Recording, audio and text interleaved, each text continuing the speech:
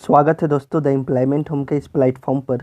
GK GS MCQ का यह हमारा पार्ट 13 होगा। इस वीडियो में हम लोग ज्योग्राफी के महत्वपूर्ण सवालों को देखेंगे। चलिए देखते हैं आप इन 12 सवालों में कितने सवालों का सही जवाब दे पाते हैं। और डेली इस प्रकार के वीडियो को देखने के लिए चैनल को सब्सक्राइब कर लीजिए।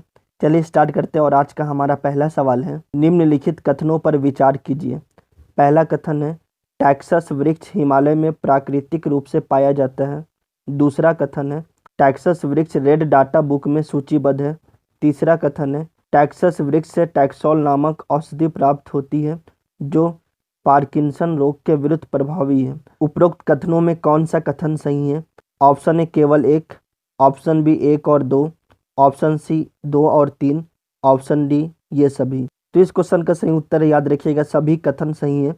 यानी टैक्सस वृक्ष जो है हिमालय में प्राकृतिक रूप से पाया जाता है, और टैक्सस वृक्ष रेड डाटा बुक में सूचीबद्ध है। और तीसरा, ये जो टैक्सोल नामक औषधि निकाली जाती है जो पार्किंसन रोग के विरुद्ध प्रभावी होता है। चलिए नेक्स्ट क्वेश्चन देखते हैं। क्वेश्चन नंबर 2, लूनी नदी के संदर्भ में निम्नलिखित कथनों में से कौन सा एक सही है? ऑप्शन ए, यह बहकर खंबात की खाड़ी में जा मिलती है। ऑप्शन बी, यह बहकर कच्छ की खाड़ी में जा मिलती है। ऑप्शन सी, यह पाकिस्तान में से बहते हुए सिंधु की एक सहायक नदी में विलीन हो जाती है। ऑप्शन डी, यह कच्छ के रण की दलदली भूमि में लुप्त हो जाती है। तो इस क्वेश्चन का सही उत्तर है, याद रखिएगा, ऑप्शन नंबर डी, लूनी नदी जो है वो कच्छ के रण में यानी दलदली भूमि में लुप्त हो जाती है। लूनी नदी का जो उद्गम है वो राजस्थान के अजमेर जिले में 772 मीटर की ऊंचाई पर स्थित नाग की पहाड़ियों से होता है। यह नदी अजमेर से निकलकर दक्षिण पश्चिम राजस्थान, नागौर, जोधपुर, पाली, बाड़मेर, जालौर जिला से होकर बहती हुए गुजरात के कच्छ जिले में प्रवेश करती है और कच्छ के रण में विलुप्त हो जाती है। इस नदी की कुल लंबाई याद रखिएगा 495 किलोमीटर है, और राजस्थान में इसकी कुल लंबाई 330 किलोमीटर है।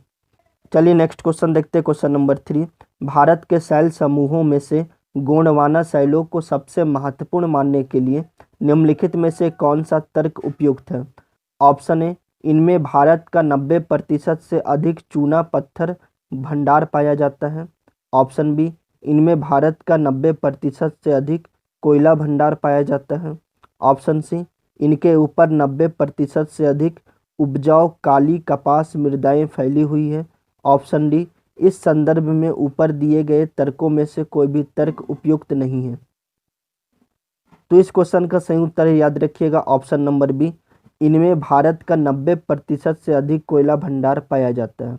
चलिए नेक्स्ट क्वेश्चन देखते हैं। क्वेश्चन नंबर 4, निम्नलिखित स्थानों में से कहाँ शोम्पेन जनजाति पाई जाती है? ऑप्शन ए, नीलगिरी पहाड़ियों पर। ऑप्शन बी, निकोबार द्वीप समूह। ऑप्शन सी, स्पीति घाटी। ऑप्शन डी, लक्षद्वीप समूह। तो इस क्वेश्चन का सही उत्तर याद रखिएगा, ऑप्शन नंबर बी, निकोबार द्वीप में शोम्पेन जनजाति पाई जाती है। चलिए नेक्स्ट क्वेश्चन देखते हैं। क्वेश्चन नंबर 5, सिक्किम से गुजरने वाला अक्षांश निम्नलिखित में से किस एक से भी होकर गुजरता है? Option A, Rajasthan. Option B, Punjab. Option C, Himachal Pradesh. Option D, Jammu Kashmir. तो इस क्वेश्चन का सही उत्तर है, याद रखिएगा, ऑप्शन नंबर ए, राजस्थान। यानी सिक्किम से गुजरने वाला लैटिट्यूड लाइन अक्षांश रेखा राजस्थान से होकर भी गुजरता है। देखिए, अगर आप चैनल पे नए हैं और इससे पहले के वीडियो नहीं देखे तो चैनल के प्लेलिस्ट में जाइए और इससे पहले के वीडियो देखिए, उसमें भी बहुत ही महत्वपूर्ण सवालों को हमने डिस्कस किया। चलिए नेक्स्ट क्वेश्चन देखते हैं। क्वेश्चन नंबर 6, दक्षिणी गोलार्ध में पवन के बाईं ओर विचलन का क्या कारण है? ऑप्शन ए, तापमान। ऑप्शन बी, चुंबकीय क्षेत्र। ऑप्शन सी, पृथ्वी का घूर्णन। ऑप्शन डी, दाब। तो इस क्वेश्चन का सही उत्तर याद रखिएगा, ऑप्शन नंबर सी, पृथ्वी का घूर्णन दक्षिणी गोलार्ध में पवन के बाईं ओर विचलन का कारण है। चलिए नेक्स्ट क्वेश्चन देखते हैं। क्वेश्चन नंबर 7, भारत की गिनती जनांकीय लाभांश यानी डेमोग्राफिक डिविडेंड वाले देश के रूप में की जाती है। ऐसा इसलिए है क्योंकि ऑप्शन नंबर ए, यहाँ 15 वर्ष से कम आयु वर्ग की जनसंख्या अधिक है। ऑप्शन बी, यहाँ 15 से 64 वर्ष आयु वाले वर्ग की जनसंख्या अधिक है। ऑप्शन सी, यहाँ 65 वर्ष से अधिक आयु वाले वर्ग की जनसंख्या अधिक है। ऑप्शन डी, यहाँ की कुल जनसंख्या अधिक है। तो इस क्वेश्चन का सही उत्तर याद रखिएगा, ऑप्शन नंबर बी, यहाँ 15 से 64 वर्ष की आयु वाले वर्ग की जनसंख्या अधिक है, इसलिए भारत की गिनती जनांकीय लाभांश वाले देश के रूप में की जाती है। चलिए नेक्स्ट क्वेश्चन देखते हैं। Question number 8। समताप मंडल के निचले भाग में जेट विमान बहुत आसानी और निर्विघ्नता के साथ उड़ सकते हैं। इसका उपयुक्त स्पष्टीकरण क्या है? पहला कथन, समताप मंडल के निचले भाग में बादल या जलवाष्प नहीं होते। कथन 2, समताप मंडल के निचले भाग में ऊर्ध्वाधर पवनें नहीं होती। इस संदर्भ में उपयुक्त में से कौन सा कथन इसका उपयुक्त स्पष्टीकरण है? ऑप्शन ए केवल 1, ऑप्शन बी केवल 2, ऑप्शन सी 1 और 2, ऑप्शन डी ना तो 1 और ना ही 2। तो इस क्वेश्चन का सही उत्तर है, याद रखिएगा, ऑप्शन नंबर 1 केवल 1। यानी समताप मंडल में जेट विमान आसानी से उड़ सकते हैं। इसका प्रमुख स्पष्टीकरण यह है कि समताप मंडल के निचले भाग में बादल या जलवाष्प नहीं होते। चलिए नेक्स्ट क्वेश्चन देखते हैं। Question number 9। गंगा के निचले मैदानों की यह विशेषता है कि यहाँ वर्ष भर जलवायु उच्च तापमान के साथ आर्द्र बनी रहती है। इस क्षेत्र के लिए निम्नलिखित फसलों के युग्मों में कौन सा युग्म सबसे उपयुक्त है? ऑप्शन ए धान और कपास, ऑप्शन बी गेहूं और जूट, ऑप्शन सी धान और जूट, ऑप्शन डी गेहूं और कपास। तो इस क्वेश्चन का सही उत्तर है, याद रखिएगा, ऑप्शन नंबर सी धान और जूट। चलिए नेक्स्ट क्वेश्चन देखते हैं। Question number 10। सामान्यतः पृथ्वी की सतह से ऊंचाई बढ़ने के साथ तापमान में घटोतरी होती है, क्योंकि कथन 1, वायुमंडल पृथ्वी की सतह से केवल ऊपर की ओर गर्म हो सकता है। कथन 2, ऊपरी वायुमंडल में आर्द्रता अधिक होती है।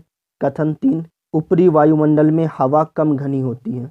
तो इस क्वेश्चन का सही उत्तर याद रखिएगा, ऑप्शन नंबर सी 1 और 3, यानी वायुमंडल पृथ्वी की सतह से केवल ऊपर की ओर गर्म हो सकता है, और तीसरा कथन ऊपरी वायुमंडल में हवा कम घनी होती है। चलिए नेक्स्ट क्वेश्चन देखते हैं। Question number 11। निम्नलिखित में से किस नदी का उद्गम स्थल भारत में नहीं है? ऑप्शन ए व्यास नदी, ऑप्शन बी चिनाब नदी, ऑप्शन सी रावी नदी, ऑप्शन डी सतलज नदी।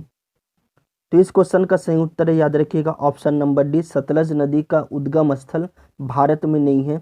या तिब्बत के मानसरोवर झील के निकट राकस ताल झील से निकलती है। चलिए नेक्स्ट क्वेश्चन देखते हैं, लास्ट क्वेश्चन। Question number 12। निम्नलिखित कथनों पर विचार कीजिए। पहला कथन, केरल में पूर्व की ओर प्रवाहित होने वाली नदियां नहीं हैं। कथन 2, मध्य प्रदेश में पश्चिम की ओर प्रवाहित होने वाली नदियां नहीं हैं। उपरोक्त में कौन सा कथन सही है? ऑप्शन ए केवल 1, ऑप्शन बी केवल 2, ऑप्शन सी 1 और 2, ऑप्शन डी ना तो 1 और ना ही 2। तो इस क्वेश्चन का सही उत्तर है, याद रखिएगा, ऑप्शन नंबर डी, ना तो 1 कथन सही और ना ही 2 कथन सही। तो पिछले वीडियो में हमने आपसे एक सवाल पूछा था, इसका जवाब आपको कमेंट बॉक्स में देना था। तो सवाल था, निम्नलिखित युग्मों पर विचार कीजिए, और कुछ पहाड़ियाँ और क्षेत्र दी गई थी। तो कथन 1 था, कार्डमम पहाड़ियाँ कोरोमंडल तट पर है। दूसरा, कैमूर पहाड़ियाँ कोकन तट पर है। कथन तीसरा था, महादेव पहाड़ियाँ मध्य भारत में। कथन चौथा, मिकिर पहाड़ियाँ पूर्वोत्तर भारत में। उपरोक्त युग्मों में कौन सा सही सुमेलित है? ऑप्शन ए था 1 और 2, ऑप्शन बी 2 और 3, ऑप्शन सी 3 और 4, ऑप्शन डी 2 और 4। तो इस क्वेश्चन का सही उत्तर था ऑप्शन नंबर सी 3 और 4। चलिए देखते हैं किन किन छात्रों ने इस क्वेश्चन का सही जवाब दिए। तो कुंदन, फनिंदर, अनवर, रवि कुमार, शंकर बेदिया, पूर्ति, वंदना कुल्लू, आनंद कुमार। तो आज का सवाल है, निम्नलिखित में से कौन से ग्रह के सर्वाधिक प्राकृतिक उपग्रह अथवा चंद्र है? ऑप्शन ए बृहस्पति, ऑप्शन बी मंगल, ऑप्शन सी शनि, ऑप्शन डी शुक्र। चलिए इस क्वेश्चन का जवाब आपको कमेंट बॉक्स में देना है, और आप हमें कमेंट करके ये जरूर बताएं कि आप कितने सवालों का जवाब दे पाए। चलिए मिलते हैं जल्दी हम लोग नेक्स्ट वीडियो में। वीडियो को लाइक और शेयर कर दीजिए। जय हिंद, जय झारखंड, धन्यवाद।